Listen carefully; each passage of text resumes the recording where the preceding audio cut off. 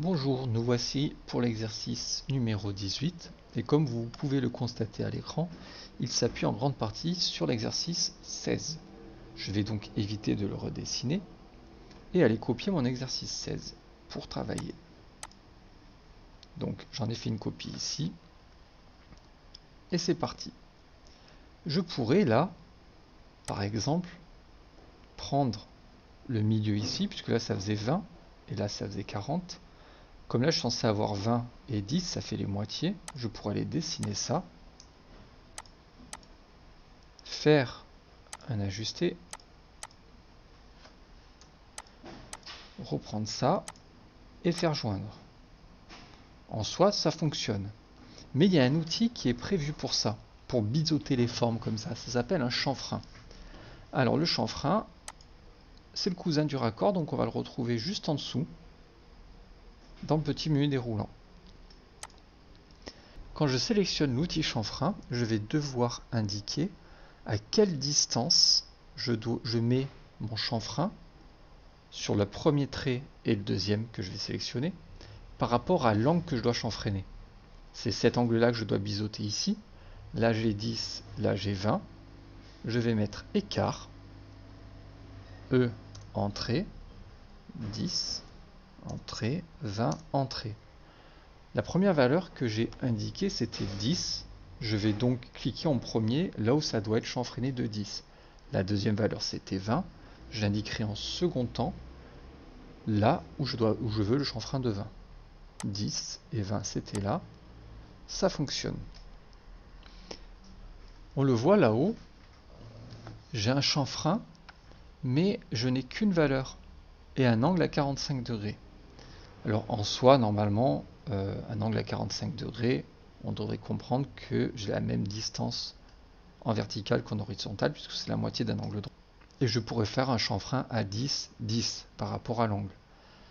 Mais là, je veux vous montrer avec un angle comment on met un chanfrein. Cependant, là je vais avoir un petit bug d'AutoCAD. Je vais vous montrer que ça ne va pas fonctionner et je vous explique ensuite pourquoi et comment y remédier. Je vais prendre mon outil chanfrein et au lieu de mettre par écart, je vais mettre un angle. Donc AN entrée. Pour faire l'angle, il me demande quelle est la distance entre ce point-là et là où le chanfrein doit commencer, puis après j'indiquerai l'angle de découpe. Donc là, c'était 10. Et l'angle il est à 45 degrés. Je tape 45 entrée. Et on va voir que donc là, il va se positionner à 10 ici, essayer de faire la découpe à 45. Et ça ne va pas fonctionner. Angle de chanfrein non valable. D'où vient cette erreur? En soi, moi j'ai fait du bon boulot là. J'ai fait exactement l'outil tel qu'il devait être exécuté. Cependant, lors du troisième exercice, je vous avais dit qu'on pouvait faire des rotations dans AutoCAD. Et dans AutoCAD, les rotations se font dans le sens trigonométrique, c'est-à-dire dans le sens inverse de rotation des aiguilles d'une montre, le sens rétrograde. Ce qui est un peu trompeur parce que le logo qui est ici me montre un sens de rotation identique à celui des aiguilles d'une montre. Pour ne pas me tromper à cause de ça, pour pas que ça m'induise en erreur, on avait vu que dans Format, Contrôle des unités, on peut mettre le sens horaire pour les rotations. Et je vous avais averti dès l'exercice numéro 3 que ça entraînerait un petit bug dans AutoCAD. Et je vous explique pourquoi. Quand AutoCAD veut faire une rotation, alors si je veux faire une rotation de cet objet par exemple, je mets un point de base et si je mets 45 degrés, normalement avec le sens trigonométrique, il aurait dû partir dans l'autre sens là. Là, il est allé vers le haut dans le sens des aiguilles d'une montre. AutoCAD en fait se contente de mettre un moins devant l'angle de rotation que je stipule. Là par exemple, si je voulais revenir dans l'autre sens, je peux taper juste moins 45. Et bien AutoCAD fait pareil. En fait, quand moi je tape 45, pour AutoCAD ça devient moins 45, il a mis un moins devant mon angle.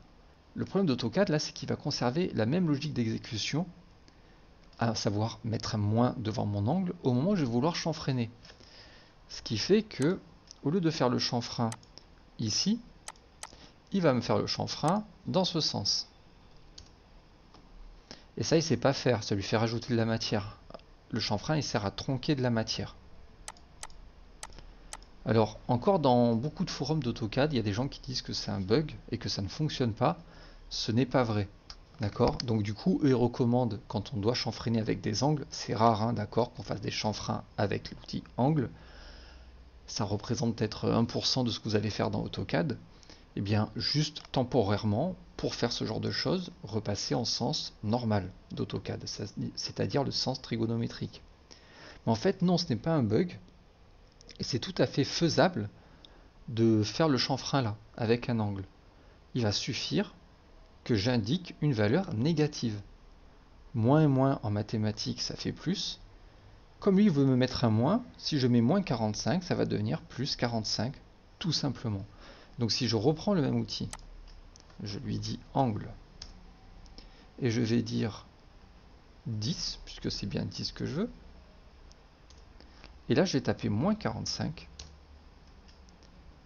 10, et il me fait mon angle. Il a réalisé mon chanfrein à 45 degrés. Donc je vais pouvoir continuer comme ça si je veux. En l'occurrence, là, je sais que ça fait 10 et 10. Ce sera plus rapide que de mettre des angles de partout.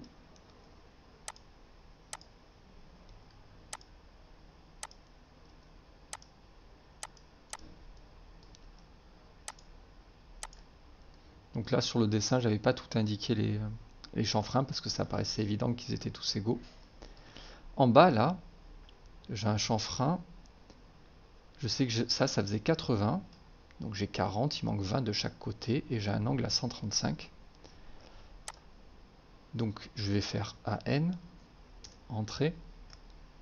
Il manque 20, j'ai dit, donc je fais 20 pour la distance. Et là, je vais pas taper 135, puisque ça tourne dans le mauvais sens. Je vais pas non plus taper moins 135, puisque le chanfrein et le calcul à partir de l'horizontale, là, il couperait comme ça. Si je fais 135, il va me faire un trait qui part par ici. Là, si à 20 je faisais un angle à 135, il irait chanfreiner 3 angles au lieu d'en chanfreiner qu'un. Son but, c'est chanfreiner un seul angle à l'outil. Du coup, au maximum, un chanfrein là-dedans pourrait faire 89 degrés. Comme sur une horizontale, on retrouve 180 degrés normalement. Là, j'ai 135, je fais 180 moins 135, il me reste 45 degrés. Et j'oublie pas de mettre le moins devant pour que ça fonctionne. Moins 45. Je clique ici, hop, et c'est bon. Et je pourrais continuer comme ça sur les autres.